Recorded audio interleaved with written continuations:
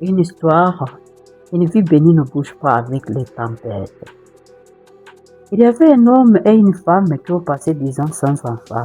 Finalement, ils ont eu une fille qu'ils ont appelée Maribori.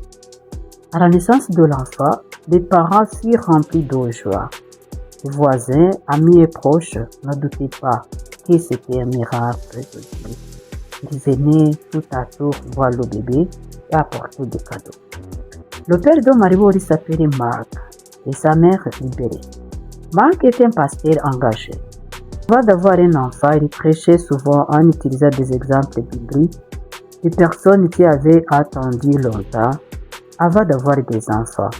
Il disait: Sarah a attendu 90 ans avant d'avoir Isaac. Moi et ma femme Libérée, nous avons espoir que Dieu nous donnera un enfant. Alléluia! Et les chrétiens répondaient: Amen, Amen, Amen. Après la naissance, ils pensaient que cet enfant devait être exceptionnel, car elle était née de manière miraculeuse. Normalement, un bébé naît après 9 mois, mais elle, on disait qu'elle avait mis 10 ans. Ils décidèrent donc de l'élever avec un souhait particulier et engagèrent 3 servantes, car ils étaient riches. Lorsque Maribori commença l'école, ses parents l'accompagnaient toujours. En chemin, ils lui racontaient des histoires bibliques, des souvenirs d'enfance et lui demandaient ce qu'il voulait devenir. Elle disait vouloir devenir pilote d'avion, mais ses parents l'encourageaient à devenir médecin. Maribori était très intelligente. À la maison, ses parents l'aidaient à réviser. À l'école, son père lui avait trouvé un professeur privé qui l'aidait à ses études et surveillait ses camarades. Marc pensait qu'éduquer un enfant signifiait le protéger très tôt. Une fille devait être protégée des garçons et un garçon des filles. Il considérait honteux d'aborder la sexualité même avec son propre enfant. Un jour, Marc surprit Maribori captivé par des dessins animés à la télévision. Il se mit en colère et punit la servante.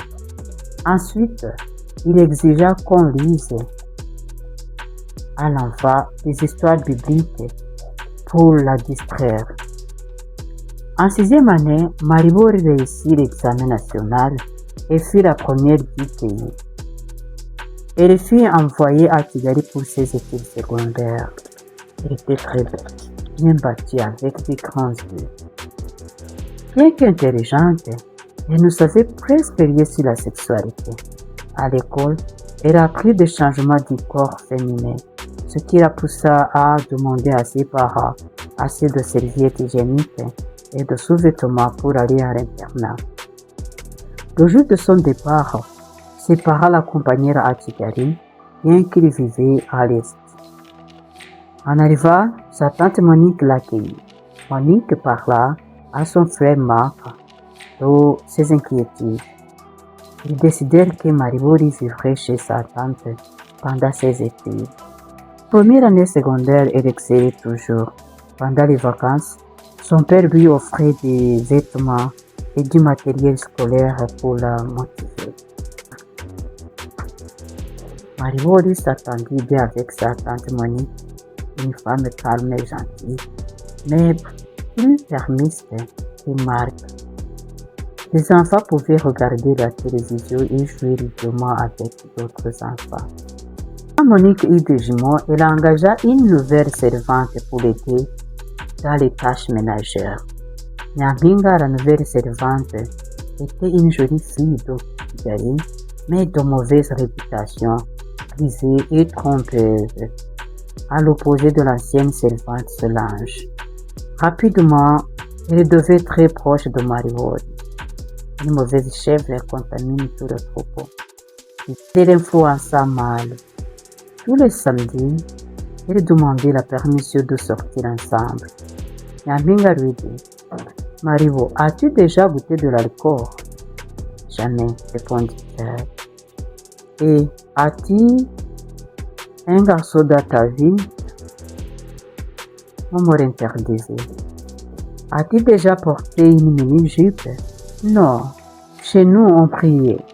Je connais toutes les histoires de la Bible. Nyampinga répondit. Venu dans le vrai monde. Laisse-moi t'enseigner la vie. En classe de 3e année, Maribor commence à montrer des changements corporels visibles. Il a beaucoup de boutons sur le visage et approche son ami Nyampinga pour des conseils. Maribor dit, Nyami, regarde ce truc que j'ai attrapé. J'ai acheté des médicaments en V. Nyampinga répond, Maribor, tu crois que toutes les maladies se soignent à la pharmacie? Moi, je connais un remède définitif. Il y a des hormones qui n'apparaissent que quand une fille couche avec un garçon. Quoi? J'ai passé le week-end chez un ami à moi. Il vit avec un jeune homme. Il te fera oublier ses boutons, tu verras. Nyampinga la séduit avec son air de fille de ville. Alcool, vêtements sexy, mensonges, rapports sexuels, prétendant qu'il sera guéri. Chaque samedi, il mentait à la tante. Parfois, il passait la nuit chez des garçons.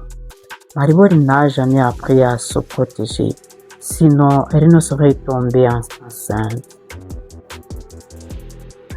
3 mois plus tard, Maribor découvre sa grossesse.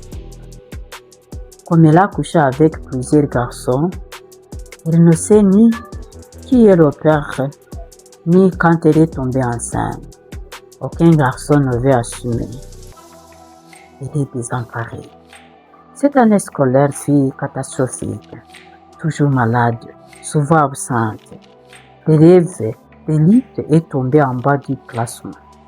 Enseignants, parents et tantes sont perplexes, mais elle ne pouvait dire la vérité. Une fois, sa tante l'amena dans un bar pour parler. Mais Maribor refusa d'avouer sa grossesse trop honteuse. Sœur Nyampinga et les garçons étaient au courant. Ils savaient qu'ils devaient faire face seul. Il cachait sa grossesse sous un large pull. Mais à 8 mois, ce n'était plus possible. Elle resta chez elle 3 semaines. Elle tenta plusieurs fois d'avorter sans succès. Même avec des herbes que Nyampinga lui avait apportées. Il pensa même au suicide, mais tout échoua. Mais à 8 mois, ce n'était plus possible. Elle resta chez elle 3 semaines, prétexta une maladie grave pour éviter l'expulsion.